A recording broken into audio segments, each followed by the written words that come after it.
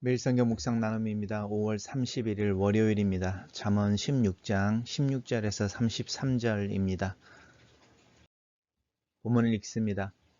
지혜를 얻는 것이 금을 얻는 것보다 얼마나 나은고 명철을 얻는 것이 은을 얻는 것보다 더욱 나으니라. 악을 떠나는 것은 정직한 사람의 대로이니 자기의 길을 지키는 자는 자기의 영혼을 보존하느니라. 교만은 패방의 선봉이요 거만한 마음은 넘어짐의 앞잡이니라. 겸손한 자와 함께하여 마음을 낮추는 것이 교만한 자와 함께하여 탈취물을 나누는 것보다 나으니라.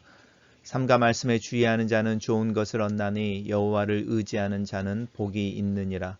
마음이 지혜로운 자는 명철하다 일컬음을 받고 입이 선한 자는 남의 학식을 더하게 하느니라. 명철한 자에게는 그 명철이 생명의 샘이 되거니와 미련한 자에게는 그 미련한 것이 징계가 되느니라. 지혜로운 자의 마음은 그의 입을 슬기롭게 하고 또 그의 입술에 지식을 더하느니라. 선한 말은 꿀송이 같아서 마음에 달고 뼈에 양약이 되느니라. 어떤 길은 사람이 보기에 바르나 필경은 사망의 길이니라. 고되게 일하는 자는 식욕으로 말미암아 애쓰나니 이는 그의 입이 자기를 독촉함이니라. 불량한 자는 악을 꾀하나니 그 입술에는 맹렬한 불 같은 것이 있느니라. 패역한 자는 다툼을 일으키고 말쟁이는 친한 벗을 이간하느니라. 강포한 사람은 그 이웃을 깨어 좋지 아니한 길로 인도하느니라. 눈짓을 하는 자는 패역한 일을 도모하며 입술을 닫는 자는 악한 일을 이루니라. 백발은 영화의 면류관이라 공의로운 길에서 얻으리라. 노하기를 더디하는 자는 용사보다 낫고 자기의 마음을 다스리는 자는 성을 빼앗는 자보다 나으니라. 제비는 사람이 뽑으나 모든 일을 작정하기에는 여호와께 있느니라. 오늘의 본문은 4개의 단락으로 나누어져 있습니다. 첫 번째 단락입니다. 첫 번째 단락은 지혜를 얻는 것이 금보다 낫고 명철을 얻는 것이 은보다 낫다. 우리 잠언 묵상하면서 계속 나오는 것입니다. 지혜와 명철이 은과 금보다 낫다라는 이야기를 계속하고 있습니다. 우리가 좀 개념 정의를 계속 해야 되는 것인데요. 지혜와 명철이 같은 말로 쓰여지지만 본질적으로 지혜라고 하는 것은 어떤 상황이나 어떤 물건이나 어떤 것의 근원에 대한 본질을 보는 능력을 이야기하는 것이고, 명철은 그것을 전체적인 상황 속에서 판단하는 또 이해하는 것을 의미합니다. 그래서 명철과 지혜는 하나로 가는데 본질을 보는 것과 그 본질을 상황 속에서 자기가 처한 컨텍스트 안에서 볼 수 있는 능력, 그래서 지혜와 명철은 함께 간다라는 거 기억하면 좋겠습니다. 악을 떠나는 것이 정직한 사람의 대로다라고 말하는데 고속도로를 의미하는 거죠. 잘 닦여져 있어서 형통함에 대한 이야기를 하는 것입니다. 자기의 길을 지키는 자는 자기의 영혼을 보존한다. 길이라고 하는 것은 삶을 의미하는 것이고요. 이 정직한 사람, 정직한 자로 살아가는 길, 지혜로운 자, 명철이 있는 자로 살아가는 그 길을 걷는 자가 자기 영혼을 보존한다라고 이야기합니다. 그러면서 지혜와 명철, 정직에 반대되는 것을 교만이라고 이야기하고 있고 거만한 마음이라고 하는데, 이 교만과 거만은 자신을 높이고 자신의 필요에 민감하고 다른 사람들을 깔보는 것을 의미합니다. 그래서 교만과 거만은 하나로 연결되어집니다. 교만은 내 마음속에 있는 나를 높이는 나에 대한 집중적인 모습이라고 한다면, 거만은 그 교만이 사람들과의 관계 속에서 상황 속에서 표현되어지는 거죠. 그러니까 명철과 거만이 연결되어지고 지혜와 교만이 연결되어진다고 할 수 있습니다. 겸손한 자와 함께 마음을 낮추는 것이 교만한 자와 함께 탈취물을 나누는 것보다 낫다고 말하는데, 이 겸손한 자라는 것은 문자적으로 가난한 자라는 뜻입니다. 가난한 자와 함께하여 마음을 낮춘다라고 이야기하는데, 이 말은 우리 주변에 형편이 어려운 사람들, 또 힘들어하는 사람들, 고난과 필요가 있는 사람들의 형편 그 옆에 서서 그들과 동일한 모습으로 우리의 마음을 낮추고 또 그들의 그 어려움 상황에 공감하고 또 나누기 위해서 애쓰고 돕기 위해서 애쓰는 모습을 겸손한 자와 함께 마음을 낮추는 것이라고 표현하고 있습니다. 단락을 요약해 보겠습니다. 명철과 지혜를 얻는 것이 금을 얻는 것보다 나으며 정직하고 자기의 길을 지키는 자는 자기의 영혼을 보존한다. 이렇게 요약해 봤습니다. 두 번째 단락입니다. 주의 말씀에 주의하는 자. 이 말씀은 하나님의 말씀을 의미합니다. 그래서 하나님의 계명과 율법 또 하나님의 훈계의 이야기를 하는 것이고요. 그것을 주의하는 자. 주의한다는 이야기는 사려 깊게 살피는 자라는 뜻이죠. 좋은 것을 얻는다라고 말하고 있죠.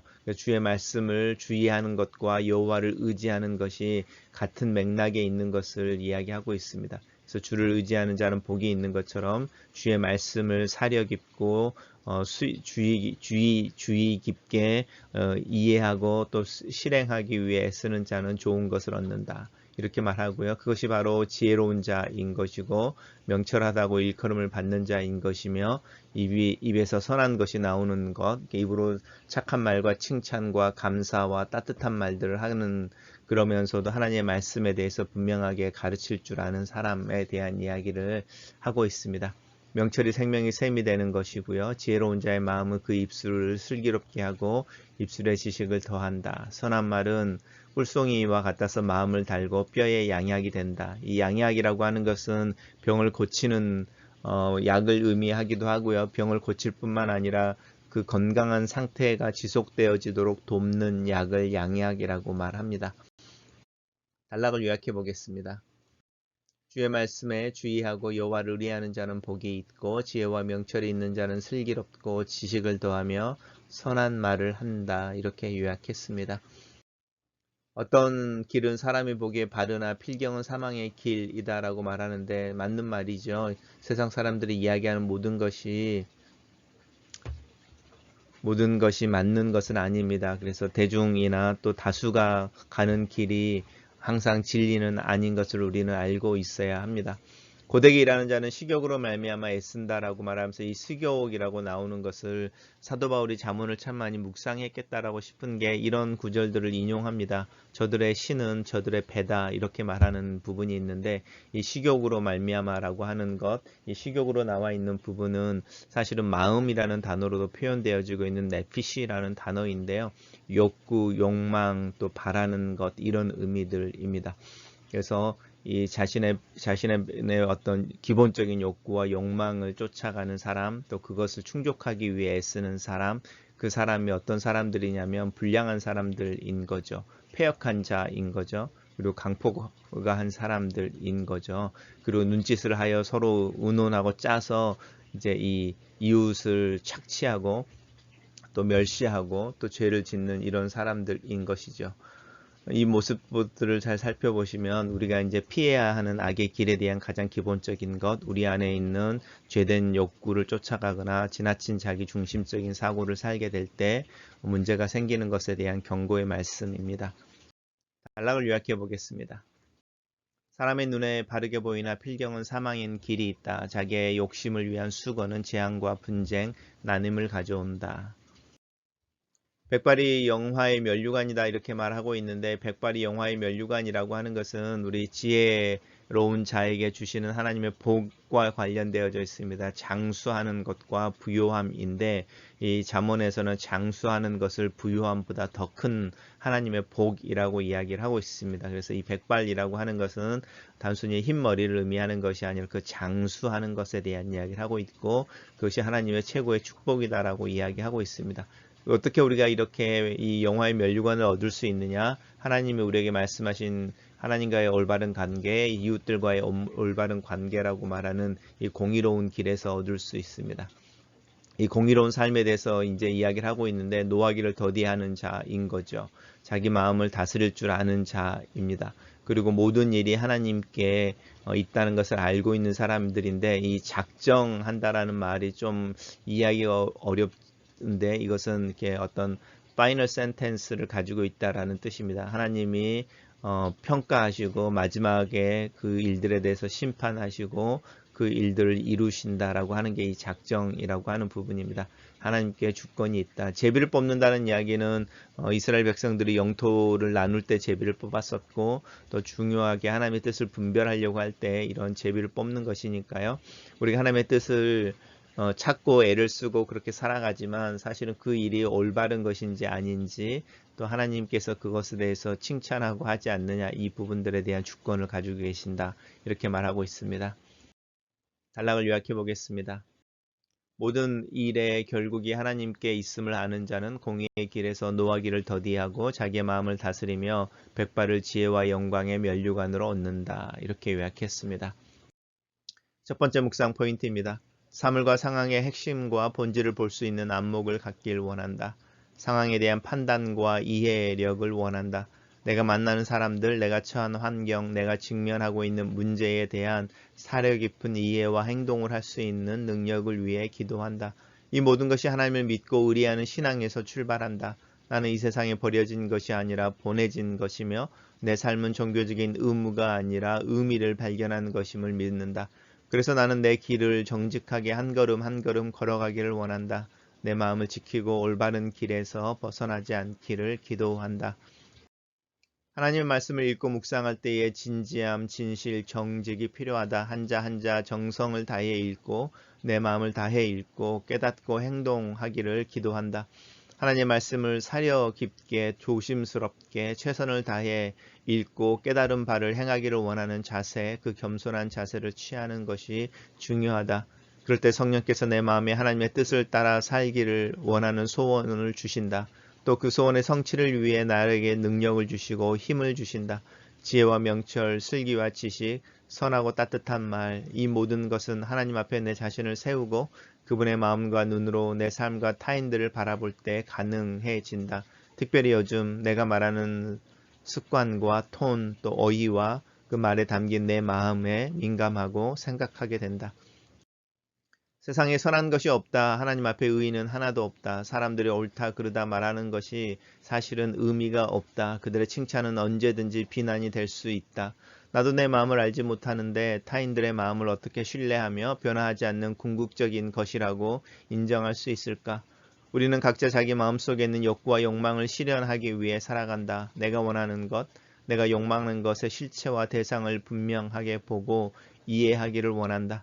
그것이 바로 내가 예배하고 내가 진짜로 섬기고 있는 신이며 내가 가고 있는 내 삶의 목적지이니까. 나는 정말로 하나님을 예배하고 하나님을 섬기고 하나님 나라의 완성된 모습을 내 인생의 목적지로 삼고 있는 것일까?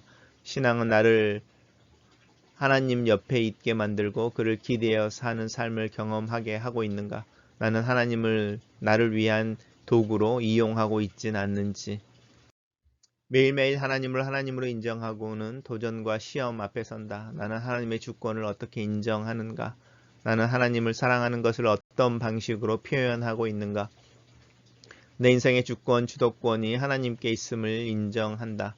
하나님께서 내 인생에 대한 평가와 가치, 의미 부여의 최종 판단권을 가지고 계신다. 그분께서 그날에 착하고 충성된 종아라고 나를 불러주시기를 소원한다. 하나님을 하나님으로 인정하는 것은 곧 공의에 서는 것이다. 공의의 길에 서는 것이다. 하나님을 사랑하는 마음은 곧 이웃을 사랑하는 것이다. 이 일을 위해 나는 지혜가 필요하다. 내 마음의 생각과 이성뿐만 아니라 감정과 상상력에 있어서도 믿음의 고백이 작동하기를 기도한다. 내 마음을 믿음으로 다스리며 성숙한 지혜를 위해 기도한다. 글로 쓰는 기도입니다. 살아계신 하나님, 벌써 5월을 마무리합니다. 2021년의 반환점을 돌기 직전입니다. 상황은 변화된 것이 없고 내 마음과 감정은 그 소비의 정도가 심해지는 것 같습니다. 하나님께서 지금 상황과 내 인생의 주권을 가지고 계신다는 신앙의 고백을 멈추지 않습니다. 나에게 지혜를 주시옵소서, 명철 주시옵소서, 슬기롭고 사려 깊게 하루하루를 살도록 도와주시옵소서. 믿음으로 주님과 동행하기를 원합니다. 나의 믿음 없음을 도와주시옵소서.